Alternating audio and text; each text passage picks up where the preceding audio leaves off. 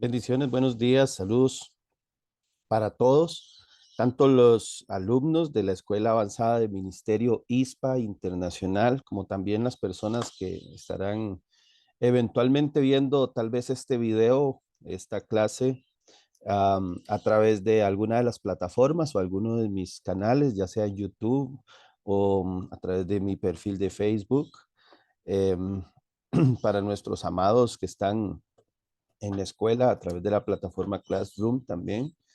Eh, Quiero compartir con ustedes algo que recientemente estuve tratando y ha sido uno de los temas en los cuales yo he trabajado por ya bastante tiempo, porque se oye mucho hablar de generaciones de relevo y se oye hablar mucho de las transiciones generacionales, se oye hablar mucho de la toma de la estafeta o traspaso de la estafeta. Hay todo un lenguaje ahí que se ha venido generando dentro de las esferas, no solamente evangélicas, cristianas o como queramos decirles, sino también a nivel social, a nivel corporativo. Las grandes empresas están pensando en quiénes son las generaciones de relevo. Los hombres poderosos también están viendo a ver a quién le entregan. Estamos indudablemente ante una revolución y realmente es importante entender eso. Nosotros como iglesia también debemos entenderlo. Debemos entender que el hombre vive y pasa por etapas, y pasa por diferentes transiciones en su vida. A lo largo de su vida pasa por muchas etapas. Entonces, en mi reciente gira a México estuve hablando en algunos lugares acerca de la transición generacional y quiero dejar este video porque creo que se vuelve importante que hablemos de ese tema y hoy yo voy a estar hablando acerca del traspaso de manto. ¿Qué es un traspaso de manto? Bueno, comencemos definiendo qué entendemos por manto, porque manto es una palabra conocida para algunos, pero para otros es una palabra completamente desconocida. Eh, Cuando hablamos de manto, hablamos de una investidura y esa investidura identifica. Entonces estamos hablando de una vestimenta o una investidura identificativa que o produce o provoca esa vestimenta, esa investidura, provoca en las personas que la ven más bien no provoca, brinda la capacidad de que las personas que ven esa investidura en alguien puedan identificarse y entender qué tipo de actividad realiza esta persona. Entonces, de una forma muy sencilla, vamos a explicarlo. Cuando nosotros vemos a un bombero con su ropa, sabemos que es un bombero. Si vemos a un policía, sabemos que es un policía. Si usted necesita ayuda específica en materia de seguridad porque tiene que ver con seguridad civil propiamente, y usted cree que hay una posibilidad de que alguien lo está por asaltar, usted buscará a una persona con uniforme de policía. No buscará a un bombero, pero tampoco buscará a un policía cuando hay un incendio, buscará a un bombero. La investidura nos da la capacidad a nosotros de poder elegir de forma correcta a la persona que nos pueda brindar algún tipo de ayuda, de auxilio de forma oportuna. En el mundo espiritual también es igual, en el ámbito ministerial es igual. Si usted necesita defenderse en un juzgado, usted busca un abogado, usted no busca un contador público, usted no busca un enfermero, no busca un doctor, usted busca un abogado. Si usted necesita ser tratado por un asunto, una afectación de salud, entonces no va a buscar un abogado, va a buscar un doctor. En el ámbito ministerial, en el ámbito espiritual y sobre todo en el contexto bíblico, a lo largo de todo el texto sagrado, a lo largo de todo el texto bíblico, nosotros encontramos las investiduras, encontramos a los reyes ejerciendo y los reyes tenían una investidura, los profetas tenían una investidura, los diferentes hombres tenían una investidura. Por ejemplo, Jesús tenía una investidura, Jesús tenía un manto de oración, tenía un manto muy costoso, muy caro, era tan costoso que fue rifado a los pies de la cruz en su crucifixión. Todo ese tema nos muestra que para la Biblia, para Dios propiamente, como el escritor, el diseñador, el creador de este texto sagrado, para él es sumamente importante las investiduras o los mantos, como le vamos a llamar en esta clase. Los mantos son sumamente importantes para Dios porque es a través de los mantos donde Dios establece la misión, la asignación, pero también coloca su unción. Y yo quiero desde este momento que las personas que nos están viendo y no tienen este entrenamiento en el ámbito apostólico, profético, yo no quiero que mi intención no es incomodarlo al mencionar esto, porque lo primero que usted va a pensar cuando vea esto es que yo voy a hablar de los mantos de los superungidos, de que no se toque el manto. No, yo no voy a hablar de eso. Présteme los próximos minutos su atención, porque yo le voy a hablar de Biblia, yo le voy a hablar de las escrituras. Yo no voy a hablar aquí de ningún tipo de tema ya trillado. Yo camino sobre varias máximas en mi ministerio y una de ellas es que yo no enseño lo que otros están enseñando, ni hablo de lo que otros están hablando, porque para eso mejor vamos a ver a esos otros. No necesito llover sobre mojado. Dios a mí me dio una asignación, me dio una revelación, me dio un diseño y sobre ese diseño yo me muevo. Un diseño que para muchos es incomprendido, pero es el diseño que Dios me dio. Y yo no vengo a hablar aquí de temas trillados, yo no vengo a hacer un refrito, vengo a hablarles a ustedes de el tema de la transición del manto, traspaso del manto, transición generacional, desde una perspectiva bíblica, pero también actual, porque uno de los artes más difíciles de desarrollar para un predicador, para un maestro de la escritura, es contextualizar, traerse el texto bíblico al hoy, al aquí, a la hora. Y lo peor todavía es traerse un texto bíblico que tiene un contexto cultural oriental y traérselo al occidente y hacerlo funcionar en el occidente. Eso es todo un arte. Entonces yo no le voy a hablar en esta mañana o tarde o noche, no importa el momento que me esté viendo, no le voy a hablar de esos temas que ya están bastante trillados. Y usted ahí en YouTube puede encontrar muchas predicaciones de ese tipo. Vamos a ver, yo tengo una presentación de PowerPoint con la cual voy a estar trabajando y vamos a abordar el tema en esta ocasión con unas diapositivas que tengo listas para poder trabajar con ellas. Vamos a ver, tengo, tengo acá, el manto del llamado y su proceso, la respuesta de Dios a cada generación. Y Hebreos 1, del 1 y el 2, versículos 1 y 2, dice, hace mucho tiempo Dios, habló este lenguaje actual, habló muchas veces y de diversas maneras a nuestros antepasados por medio de los profetas. Y ahora, en estos últimos días, nos ha hablado por medio de su Hijo. Dios le prometió todo al Hijo como herencia y mediante el Hijo creó el universo. De eso nosotros tenemos bastante información y sabemos que fue a través del verbo que todas las cosas fueron hechas, según San Juan 1.1 y Génesis 1.1 al 3. Vemos esa interacción y esa dinámica creativa de Dios, de Elohim, lo encontramos allá en el Génesis, donde dice que en el principio Dios, y la palabra Dios ahí en el hebreo es Elohim, que es un plural de Dios, es una muestra de cómo interactuaron este, todas las cortes celestes en el momento que fue creada la tierra, en el momento que fueron creados los cielos y la tierra, en el momento que fueron creadas todas las cosas. Entonces, la palabra nos está mencionando claramente que ahora la forma en la que Dios habla es a través del verbo. ¿Por qué? Porque ya dejó de ser una palabra abstracta, una palabra que evocaba un futuro, que mencionaba un futuro, porque la Biblia no es un libro futurista.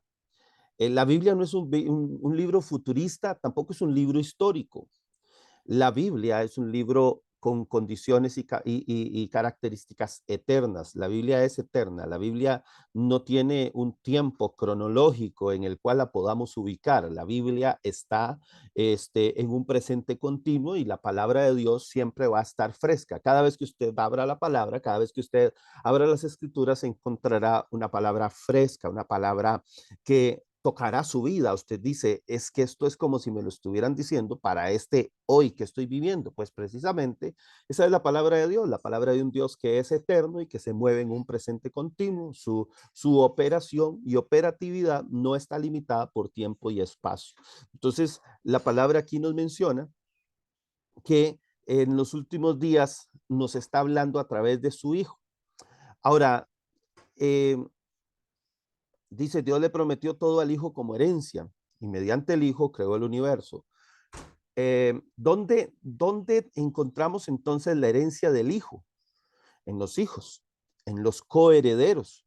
Entonces aquí se vuelve importante entender que todo lo que Dios le prometió al Hijo se materializa y se vuelve realidad cuando los hijos de Dios entienden cuál es su papel en la tierra y se activan conforme a su propósito y a su llamado. Cuando los hijos de Dios se activan en ese entendimiento y despiertan sus niveles de conciencia y se abren hacia lo que Dios diseñó para ellos, es ahí cuando esa herencia del hijo les es también trasladada a los demás hijos. ¿Por qué? Porque Romanos capítulo 8 dice que nosotros somos hijos también, coherederos con Cristo, porque Cristo es el primogénito, Cristo es el mayor, el hermano mayor, dice que él es el primogénito entre muchos hermanos. Entonces, para poder ir comprendiendo y yéndonos poquito a poco hacia el punto donde los quiero llevar, vamos a entender bien este principio. Vamos a entender bien que la herencia del hijo es la herencia de los hijos y la herencia de los hijos solo puede ser reclamada cuando los hijos entienden que son hijos. Aquí hay un juego de palabras que estoy haciendo con la intención de que podamos eh, eh, comprender de forma correcta esto.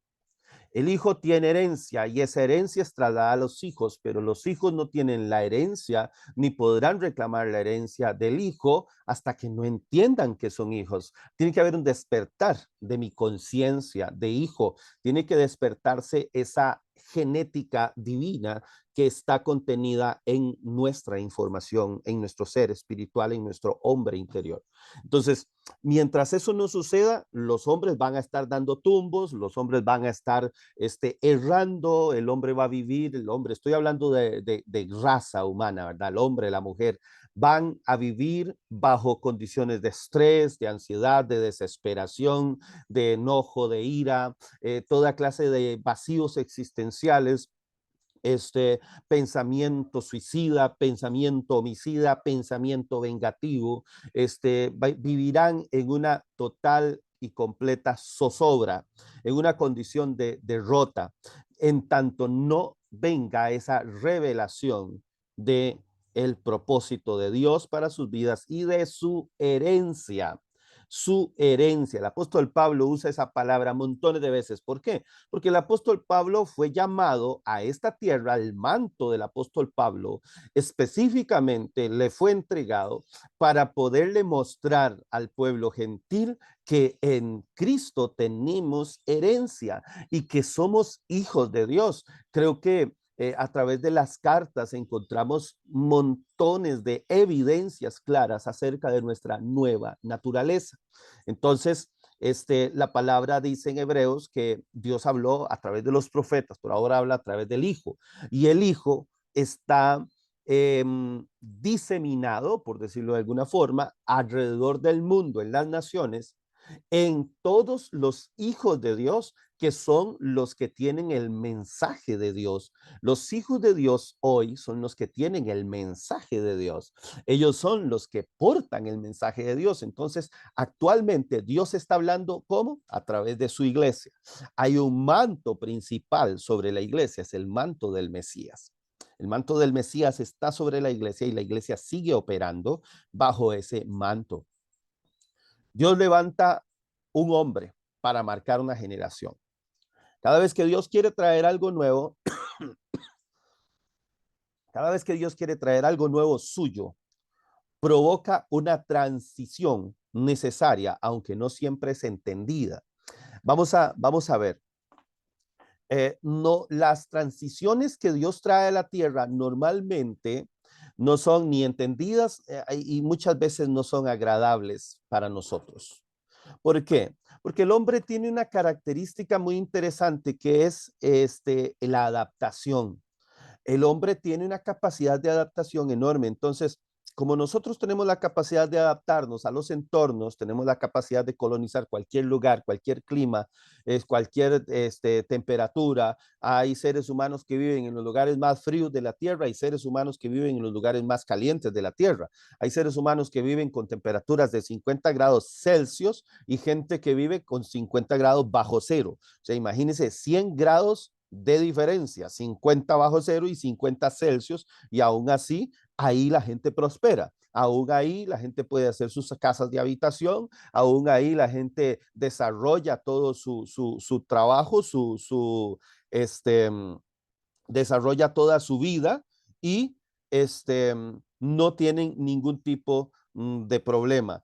El problema con el hombre es que vive en una condición el hombre vive en una condición de continua adaptación, pero cuando el hombre se adapta, también se acostumbra, y cuando el hombre se acostumbra, entonces se aquieta, se queda, se estanca. Entonces lo que llamamos popularmente en la jerga de la exposición de la escritura, de la palabra, y en la filosofía también, el status quo. Nosotros nos quedamos quietos, no nos movemos, nos estancamos.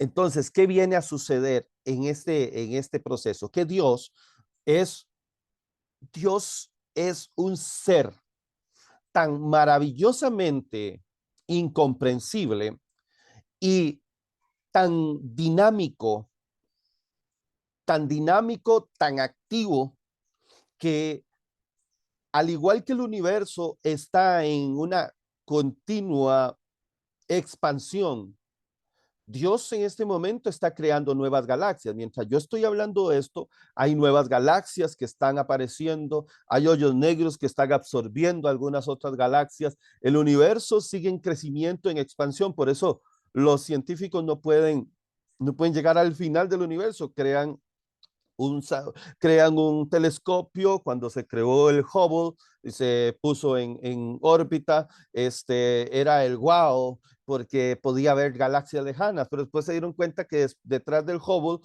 había, del alcance que tenía, habían otras galaxias mayores, entonces crearon otros telescopios y el hombre no va a poder nunca ver el final del universo. ¿Por qué? Porque el universo no ha dejado de crecer ni dejará de crecer. Ahí está una expansión. ¿Por qué? Porque Dios es un Dios dinámico, es un Dios creativo, es un Dios activo, es un Dios que está vivo. Y está vivo en el sentido más amplio de esta palabra, mis amados, porque ni usted ni yo estamos vivos como Él lo está. Usted y yo estamos hoy, pero mañana no estaremos.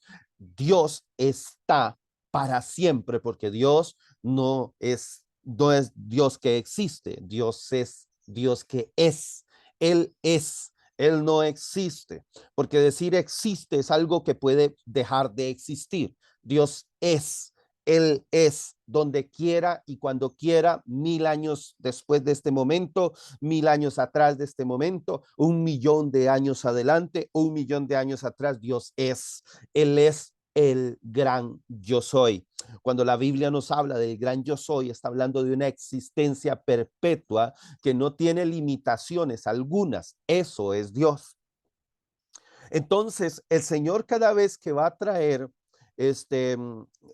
va a levantar un cambio, nos saca de nuestro estado. Entonces, no nos gusta que nos muevan de nuestro status quo. No es algo que nos agrade, porque nosotros nos acostumbramos muy rápido. El ser humano se acostumbra a todo. El ser humano se acostumbra a un vehículo y después cuando lo cambia ya no se siente cómodo. El ser humano se acostumbra a una forma de vestir.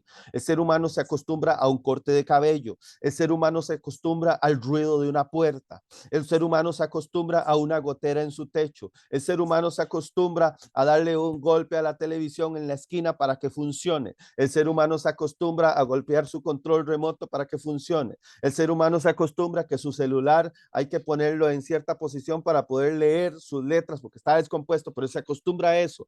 El problema es que el ser humano también se acostumbra al pecado. El ser humano se acostumbra a vivir mal. El ser humano se acostumbra a la pobreza. El ser humano se acostumbra a la riqueza. El ser humano se acostumbra a la depresión, se acostumbra a la enfermedad. El ser humano se adapta a todo. Entonces, Dios está en su dinámica creativa, en su dinámica progresiva. Él está continuamente tratando de sacarnos a nosotros de esos moldes en los cuales nosotros nos metemos, porque nos gusta estar tranquilos, nos gusta estar quietos.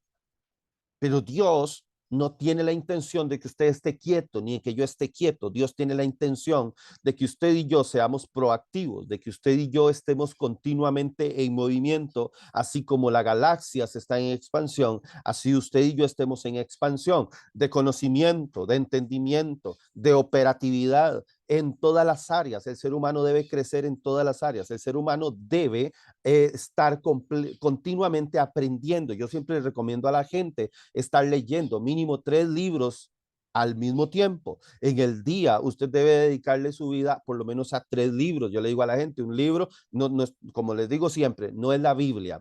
La Biblia es otra cosa. La Biblia es algo que usted debe tomarlo, no como un libro que lee. La Biblia es una forma de comunicarse con Dios. Yo necesito saber qué Dios me quiere decir. Voy a la Biblia. Todos los días vamos a la Biblia. Eso no tiene lugar a discusión. El ser humano debe tener por lo menos un libro de vida cristiana o un libro que le ayude en su vida espiritual para antes de irse a dormir poder leer un capítulo de ese libro. Debe tener un libro de consulta, de estudio específico también, y debe tener un libro de cultura general, de conocimiento general, un libro de ciencia, de medicina, de salud mental, un libro de tecnología, avances de la tecnología, no sé, una revista científica, lo que sea, pero el hombre debe estar en continuo crecimiento y expansión, porque es la naturaleza humana en su diseño primario, tiene esa capacidad de expandir, de crecer, de ayudar a otros también a crecer. Entonces, por eso es que usted y yo debemos estar en un continuo aprendizaje. Nosotros tenemos una capacidad enorme, enorme, enorme de estar aprendiendo y desaprendiendo aquello que no nos ayudó en la psiquiatría o en la ciencia de la salud mental se conoce como neuroplasticidad. Es la capacidad que el cerebro tiene de estarse regenerando y estar transformándose. Y por eso Pablo en el capítulo 12, verso 2 de Romanos, dice que nosotros no debemos conformarnos a este siglo. ¿Qué significa eso? Que yo no debo conformarme. Conformarse es tomar forma, es adaptarse. Conformarse es tomar la forma de algo, es meterse en un molde y a tomar la forma. Eso es conformar, es tener la forma. Y cuando yo me conformo, entonces tomo la forma de. Entonces Pablo dice que nosotros no debemos conformarnos a este siglo, sino que debemos, sino que debemos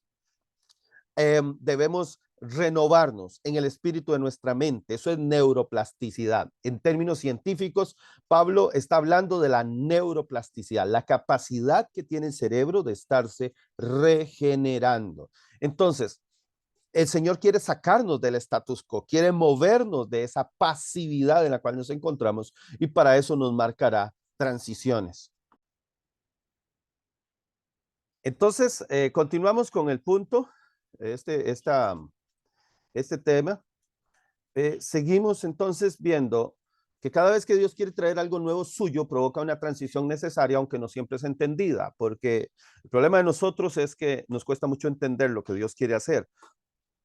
Y entonces hay gente que dice, es que a Dios no hay que entenderlo. Bueno, esto tiene tela de discusión, pero no es para este día. Yo necesito entender.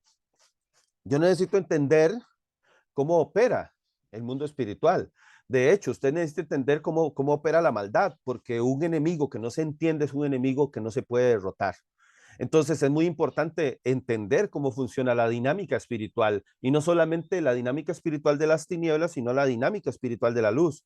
Porque si yo no las entiendo, yo no estoy hablando que usted tiene que ser un erudito y ya con capacidades angelicales, no, estoy hablándole que el ser humano, como es un ser espiritual hecho a imagen y semejanza de Dios, en esa parte, en el área de su ser espiritual, usted tiene todas las condiciones, todos los programas, usted tiene todos los códigos para que usted pueda entender el mundo espiritual y pueda caminar y moverse en la dimensión espiritual. El ser humano es el único ser bidimensional que puede moverse en dos planos. Usted puede estar interactuando y moviéndose en el plano celeste, en el plano invisible, en el plano intangible y también puede estarse moviendo en el plano terrenal, en el plano material. Y eso es algo que el ser humano es el que lo porta. ¿Por qué? Porque forma parte de su naturaleza que tiene que ver con la naturaleza divina del creador. El creador le otorgó a cada hombre, a cada mujer, una capacidad espiritual de poder interactuar en las diferentes esferas espirituales, porque nosotros somos hechos a imagen y semejanza de Dios. No tiene que ver con nuestra cara, con nuestra nariz, con nuestros manos, nuestros pies, no tiene que ver con nada de este cuerpo físico. Es meramente el cuerpo espiritual, es nuestra área espiritual, nuestro ser interior, el que tiene la imagen y la semejanza de Dios. Cada llamado es un manto en particular, con una unción y asignación específica, que era lo que yo decía al principio acerca de los mantos o investiduras. El policía tiene una asignación específica y tiene una habilidad específica. ¿Por qué? Porque tiene un entrenamiento. Un bombero lo tiene, un doctor lo tiene, un abogado lo tiene, un contador lo tiene, un científico nuclear lo tiene, un científico, un biólogo marino lo tiene, un biólogo natural lo tiene. O sea, nosotros sabemos que las investiduras o los mantos, que es como lo conocemos en el texto, o sea, lo conocemos en la jerga cristiana evangélica, manto, es particular, cada uno es particular y tiene una unción particular. Tiene una asignación específica. Cada manto es una respuesta del cielo al clamor de su pueblo y llega en el momento justo para cumplir su asignación. Eso es importante porque aquí el texto que nos menciona es Éxodo 3:7 y en Éxodo 3:7 habla acerca del llamado de Moisés. El llamado de Moisés fue un llamado muy particular porque el, la, las palabras textuales de Dios es el clamor de mi pueblo ha subido hasta mi presencia. O sea, el dolor, la tristeza de los israelitas había llegado a la presencia de Dios. Pero qué interesante, es muy difícil que hubiera gente orando. No, no era porque había gente orando para provocar que Dios respondiera a esa oración. Simplemente el sufrimiento del pueblo enterneció el corazón de Dios y Dios le brindó una respuesta. Esto es muy interesante, ¿verdad? Porque la Biblia no me da ningún registro de que había un grupo de oración ahí clamando, pidiendo al Señor que enviara un libertador, ¿no? Simplemente el clamor y el dolor, la tristeza, la amargura del pueblo enterneció, tocó, movió el corazón de Dios y Dios envió una respuesta.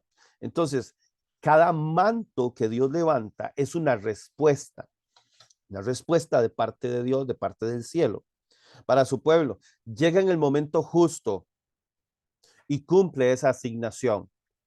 Eh, y no todo el tiempo vamos a ver la misma manifestación o el mismo tipo de manifestación, porque todos los mantos son particulares.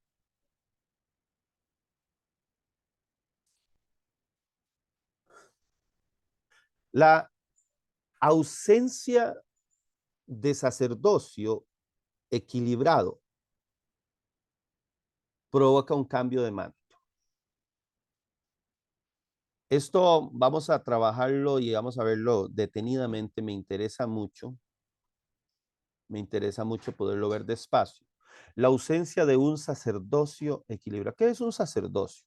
Bueno, la palabra para sacerdote tiene muchas traducciones y muchas aplicaciones e implicaciones. El sacerdote tiene que ver con cabeza, pero también un sacerdote es una puerta. sacerdote es una puerta.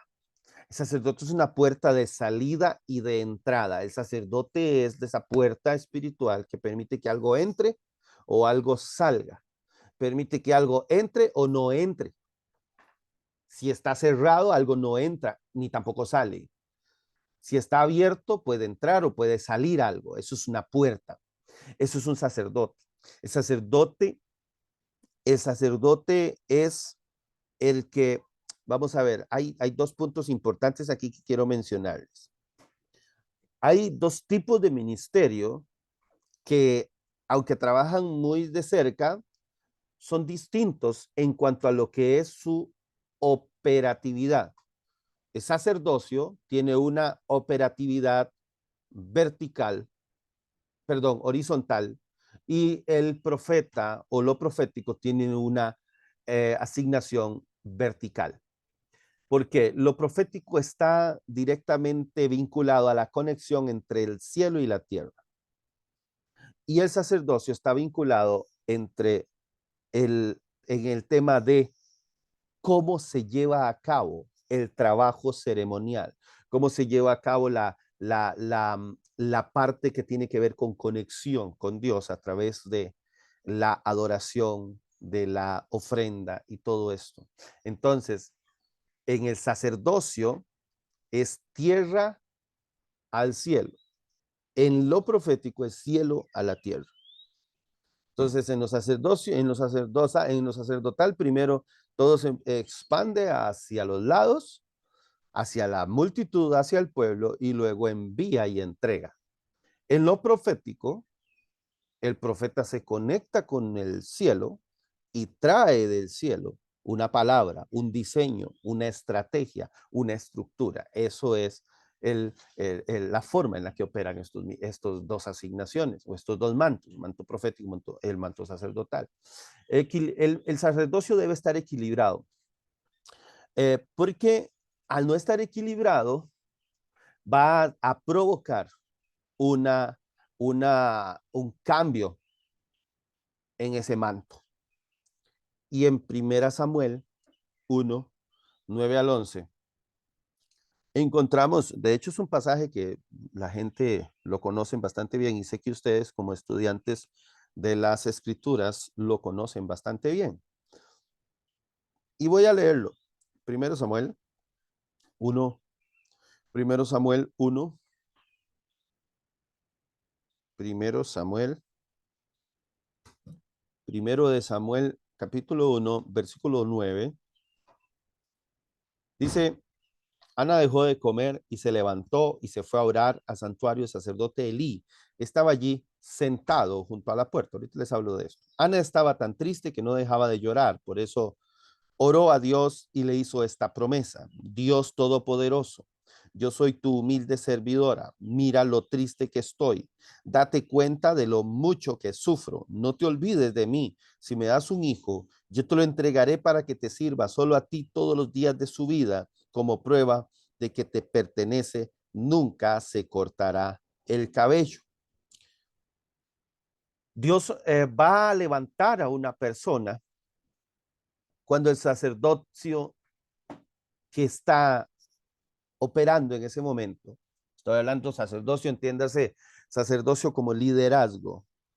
Cuando el liderazgo espiritual no esté operando de la manera correcta, Dios levantará uno nuevo. Y esto que les estoy diciendo en esta mañana, aunque es una enseñanza, también tiene un contenido de sentencia profética para todo aquel que no esté llevando a cabo el trabajo que Dios le asignó de la forma correcta, si no se está moviendo en misericordia, si no se está moviendo en temor de Dios, si no se está moviendo de la forma correcta, si está haciendo las cosas solo porque aprendió a hacerlas, si es un inconsciente experto que nada más toma el púlpito y solo enseña lo que sabe hacer durante años, pero no hay una conexión. Todo esto, mis amados, tiene que ver directamente con la transición generacional. Dios está preparando un sacerdocio nuevo. Dios está preparando una nueva generación que se va a levantar. Hay una nueva generación que será levantada por Dios porque hay una generación que ya no logró entender que Dios los tenía aquí con un propósito, que no tenía que ver con ellos, porque esto, mi amado, mi amada, esto no tiene que ver con nosotros, esto tiene que ver con Dios y tiene que ver con su asignación. Ana fue el vientre profético donde se gestó el nuevo modelo sacerdocio.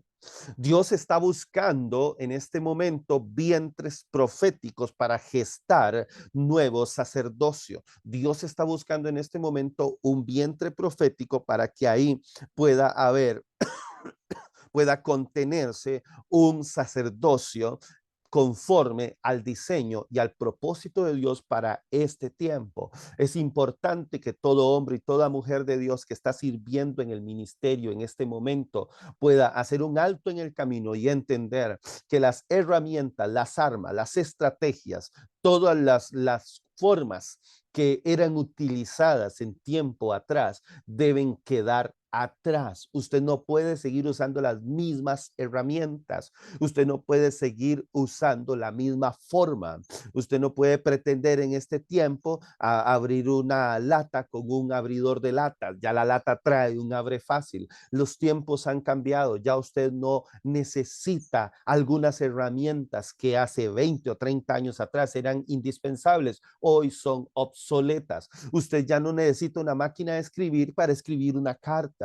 Usted ya no necesita ciertas cosas para poder cumplir con la asignación suya. El problema es que hay mucha gente que sigue usando herramientas obsoletas, siguen usando estrategias completamente fuera de tiempo y que son ineficaces para tratar de alcanzar a las personas y para tratar de cumplir con su asignación.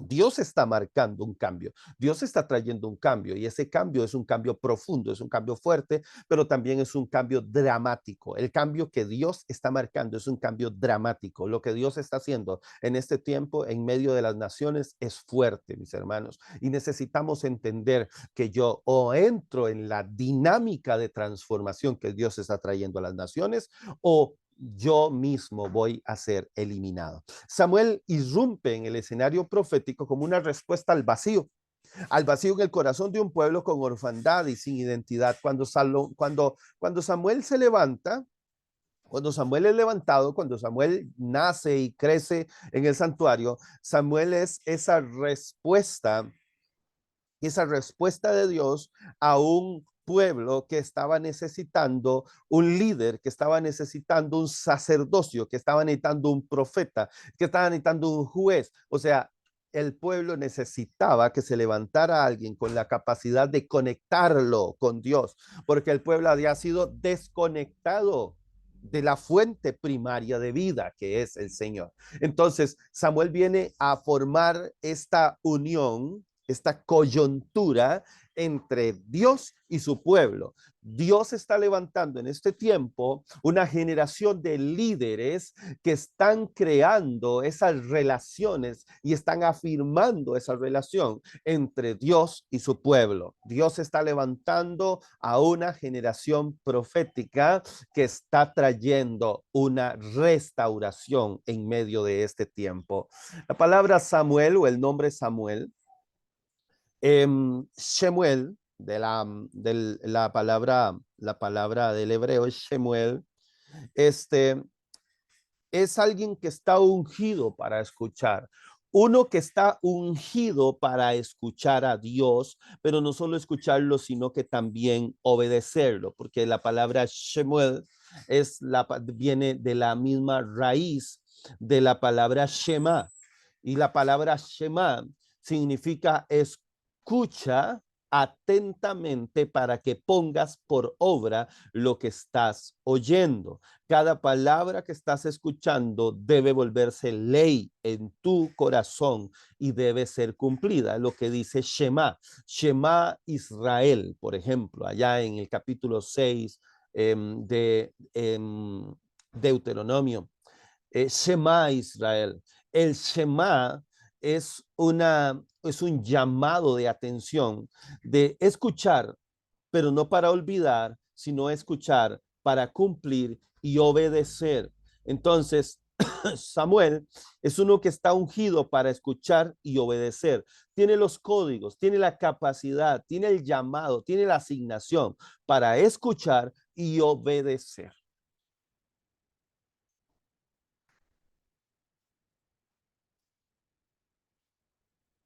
Y entonces, ah, así como Samuel vino y marcó un antes y un después,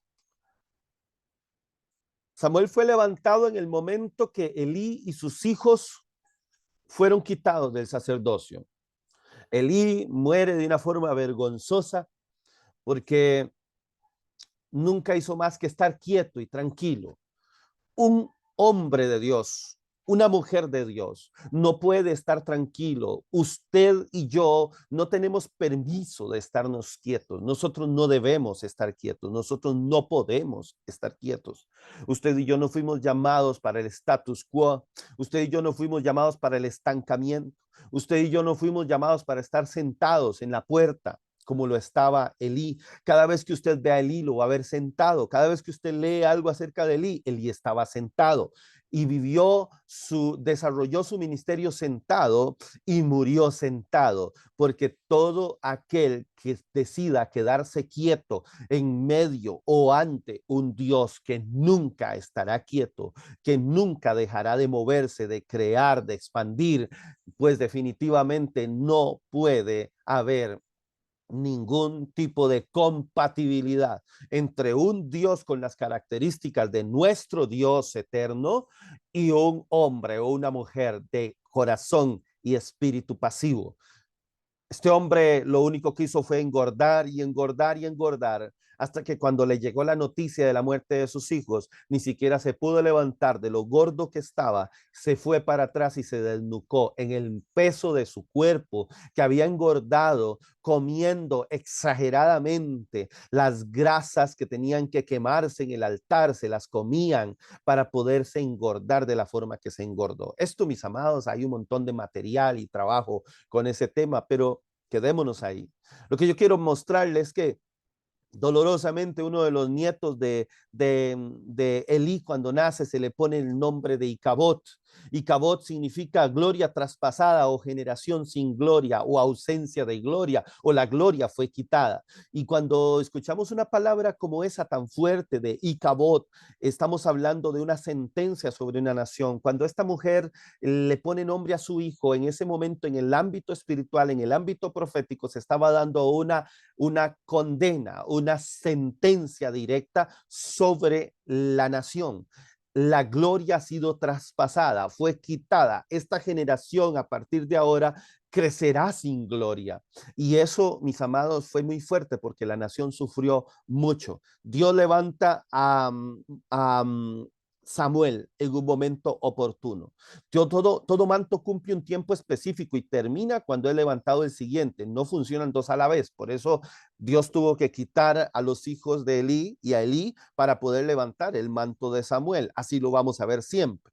Así vemos el manto de Juan el Bautista y el manto de Jesús activándose en el Jordán. Así vemos el manto de Elías y el manto de Eliseo, que era el mismo de Elías con una doble porción activándose en el Jordán. Así vemos el manto de Moisés y el manto de Josué también activándose en el Jordán. Bueno, Jordán es transición de mantos, Jordán representa transición generacional, Jordán representa pasar al otro lado, es tomar posesión. Jordán, mis amados, es tremendo. El contexto profético, significado que hay en Jordán es poderosísimo. Aquí tenemos a Jesús y a Juan el Bautista en ese traspaso de manto, donde el manto arónico se queda porque Juan el Bautista representa la ley, representa los profetas y Juan el Bautista es el descendiente directo de la casa de Aarón. Entonces estamos hablando del manto del sacerdocio arónico frente al manto del sacerdocio de Melquisedec.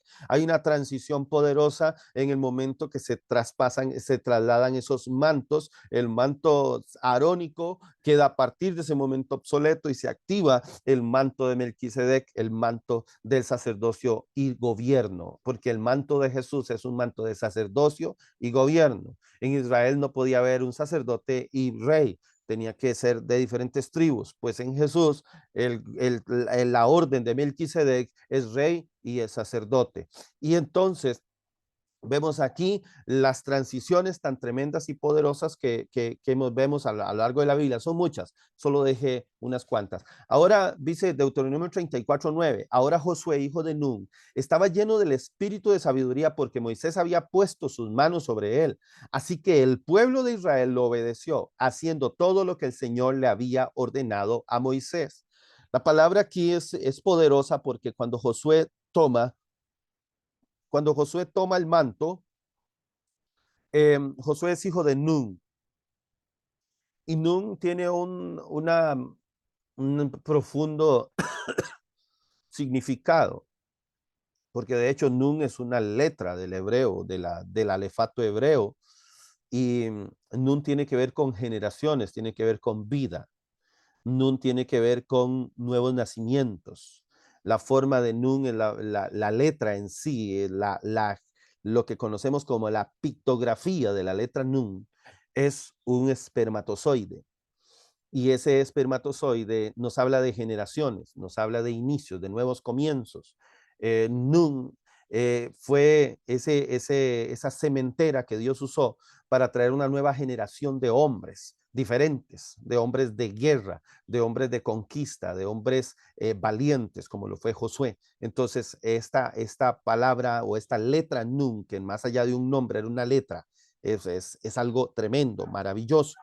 Entonces, tenemos a un Josué que está dejando atrás el color, el color opaco de un desierto, el color apagado de un desierto, lo está dejando atrás para transicionar a través de las aguas del Jordán hacia el verde del nuevo comienzo de la tierra de Canaán, donde fluía leche y miel. Y dice la palabra, el Señor le dice a Josué directamente que las semillas que se sembraban, le dice a su pueblo, las semillas que se sembraban en otros lugares como Egipto, tenían que ser regadas con agua para que pudieran producir. Pero las semillas que se sembrarán en Canaán, Dios mismo las regará, porque cuando Dios nos lleva a la transición y nos lleva al lugar que nos dijo que nos llevaría, nos va a prosperar. Ya no será un esfuerzo mío. En Egipto el esfuerzo era del hombre, el esfuerzo del hombre poniendo fertilizante, el esfuerzo del hombre poniendo agua, el esfuerzo del hombre trabajando fuerte. En Canaán la semilla era colocada y Dios la hacía crecer porque él mismo enviaba la lluvia, porque él mismo le daba la fertilidad a las tierras. La tierra fluía leche y miel porque era una tierra de prosperidad. Cada transición que Dios marca en esta dinámica profética de las naciones es una transición que nos dará, que nos brindará prosperidad. Usted cuando entra en ese proceso de transición será bendecido de una forma extraordinaria. Entonces tenemos a Juan el Bautista, a Jesús, el Mesías, el ungido, el Cristo, Moisés y Josué, Saúl y David, Elí y Samuel, Elías y Eliseo. Esos son transiciones. Cada una de esas transiciones estamos sabidos que cada una de esas transiciones trajo un cambio poderoso y profundo a la nación. Estamos en un tiempo de cambio de manto. Este tiempo, como lo vengo anunciando desde el principio, es un tiempo de cambio de manto. El modelo de iglesia tradicional está siendo llevado a la dimensión apostólica bíblica y centrada en el modelo establecido por Jesús. Pero esto demandará acciones agresivas en los hijos de Dios para derribar las fortalezas. Es importante, y estas fortalezas que son estructuras de pensamiento, son paradigmas, son cultura. Cultura que no es cultura del reino, es cultura eclesiástica, es cultura denominacional, es cultura teológica, es cultura de todo tipo, pero no es cultura del reino. Es importante entender este principio. Estamos hablando de un modelo que Jesús estableció. La iglesia apostólica es un modelo que Jesús estableció, no es una moda que apareció en un tiempo determinado. Si bien es cierto, han habido abusos y muchos aprovecharon y jalaron agua para sus molinos con el tema de la iglesia apostólica. La iglesia apostólica está vigente desde que Cristo la entregó y la activó y la inauguró en el aposento alto. Entonces, vamos a entender que la iglesia tiene o está ante una transición. Estamos siendo llevados ante una transición y una dimensión. Esa dimensión es apostólica. La dimensión apostólica, mis amados, tiene que ver con el diseño de Dios para su pueblo. Las 4 columnas de la iglesia apostólica, Hechos capítulo 2, verso 42, estamos hablando, mis amados, de una estructura bien pensada y bien diseñada, una doctrina de los apóstoles establecida allá en los evangelios, pero principalmente el evangelio capítulo 5 y 6 del evangelio según San Mateo, en el sermón del monte, las bienaventuranzas. Ahí está la doctrina apostólica de la iglesia. Sobre esa doctrina la iglesia está fundamentada, más todas las cartas doctrinales que el apóstol Pablo dejó establecidas. Jeremías 1:10 dice: yo te doy autoridad para que hagas frente a naciones y reinos, y algunos deberás desarraigar, derribar, destruir, derrocar, y a otros deberás edificar y plantar. Nuestro trabajo en la tierra, en esta transición que el Señor está trayendo, consiste también en tener una determinación y ser tremendamente agresivos. Nosotros tenemos que ser agresivos en el mundo espiritual. Tenemos que ser agresivos. No estoy hablando de ser agresores, estoy hablando de ser agresivo. Alguien agresivo es alguien que está determinado. Alguien agresivo es alguien que es valiente. Alguien agresivo es alguien que no tiene miedo. Es alguien que avanza. Es alguien que cumple con lo que se le ordena, cumple con lo que se le asigna y que no está dispuesto a ceder ni un milímetro para atrás. Eso es alguien agresivo. El agresor es otra cosa. Dice la palabra que deberemos desarraigar y derribar. Esos son términos muy agresivos. De hecho, nadie puede desarraigar, derribar, destruir o derrocar sin usar fuerza. Es imposible que usted pueda hacer cualquiera de estas 4 cosas si no está de por medio una energía, una fuerza, una determinación, una valentía. Si usted no tiene esas cualidades, no tiene esas características, no lo va a poder lograr. Y edificar y plantar tiene que ver con restaurar aquello que está dañado, tiene que ver con levantar aquello que está caído, tiene que ver con darle vida a aquello que se está muriendo o aquello que está muerto. Y para hacer eso se necesita misericordia, se necesita amor. Entonces usted tiene que ser valiente, agresivo, determinado, pero también tiene que ser profundamente sensible y amoroso. Dios quiere llevarnos de la infancia a la madurez espiritual. Efesios 4:14 dice: entonces ya no seremos inmaduros como los niños, no seremos arrastrados de un lado a otro, ni empujados por cualquier corriente de nuevas enseñanzas. No nos dejaremos llevar por personas que intenten engañarnos con mentiras tan hábiles que parezcan la verdad. Es tiempo de que nosotros maduremos y entendamos, mis hermanos, que tenemos una asignación que cumplir. Y no se trata de ir a predicarle a la gente que Cristo viene y predicarle a la gente que ya, que tienen que arrepentirse de sus pecados. Se trata de discipular las naciones. La gran comisión está centrada en discipular las naciones, y discipular las naciones es instruir a los pueblos, es enseñar a los pueblos. El ministerio del maestro es un ministerio que debe retomar su posición. El ministerio del maestro debe reactivarse. Mis amados, los maestros de la escritura, el ministerio del maestro no está limitado a aulas de escuelita dominical. Los maestros de las escrituras han sido llamados para educar a las naciones, para instruir a los pueblos, para formar a los pueblos, para formarlos en el temor, en la reverencia, en la entrega al Señor. Entonces, este es un tiempo en que nosotros debemos soltar toda infancia espiritual y empezar a caminar en una mayor dimensión de entendimiento, en una mayor dimensión de madurez. Es tiempo de que la iglesia avance y estructure, se reestructure. Es tiempo que la iglesia entienda que no estamos aquí para hacer proselitismo y llamar gente para nuestras filas y llevarlos a nuestro ministerio y decirles que nosotros sí predicamos la sana doctrina. No, no se trata de eso. Se trata de algo más profundo. Se trata de entender que estamos ante una transición que es inevitable, que es necesaria, pero que también puede ser de gran bendición si nosotros la comprendemos y entramos en su dinámica, pero también es tremendamente destructiva si nosotros no nos metemos en ella. El poder del agua puede producir electricidad, puede dar vida, pero también puede matar. El poder del viento puede darnos electricidad también y puede darnos muchos beneficios, pero también puede matarnos. El problema es que a veces nosotros creemos que estamos aquí de forma vitalicia y que no vamos a permitir que nadie se ubique en el lugar que estamos, cuando a lo mejor ya es tiempo de hacernos a un lado y levantar a otras generaciones y dejar que otros brillen. Es importante, mis amados, que nosotros entendamos estos principios para que podamos ser efectivos, acompañar a esta generación que está en camino, que se está levantando, y ayudarlos a que sean lo más efectivos posible en esta asignación tan poderosa que la iglesia tiene en este cambio generacional. Estamos ante un cambio generacional, eso nadie lo puede negar. Ahora el asunto es, ¿cómo voy a pasar por este cambio generacional? Si me resisto, simplemente no lo voy a poder vencer. Esto es algo contra lo cual yo no puedo pelear.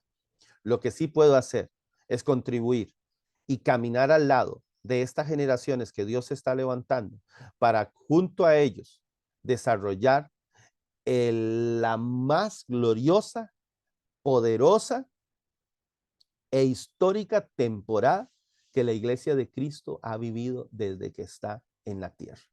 Quiero bendecir sus vidas, mis amados. Declarar una palabra sobre cada uno de ustedes.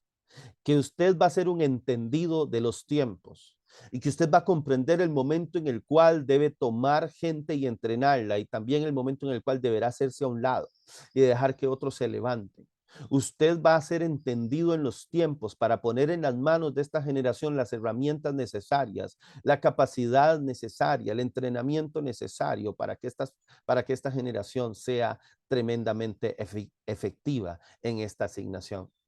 Que el Señor bendiga su vida y todos los años que usted ha estado sirviendo en el ministerio, y que haya una huella perdurable, que haya una huella permanente, que haya una huella que valga la pena mencionar, que haya un discurso que se pueda decir acerca de su gestión terrenal, que alguien pueda escuchar y se pueda inspirar en esas palabras acerca de su gestión, acerca de lo que usted hizo, acerca de las personas a las cuales usted acompañó, acerca de la forma en la cual usted vio el evangelio y entendió el evangelio. Esto no es un asunto de religión. La religión solo da consuelo, porque primero lo que genera es culpa.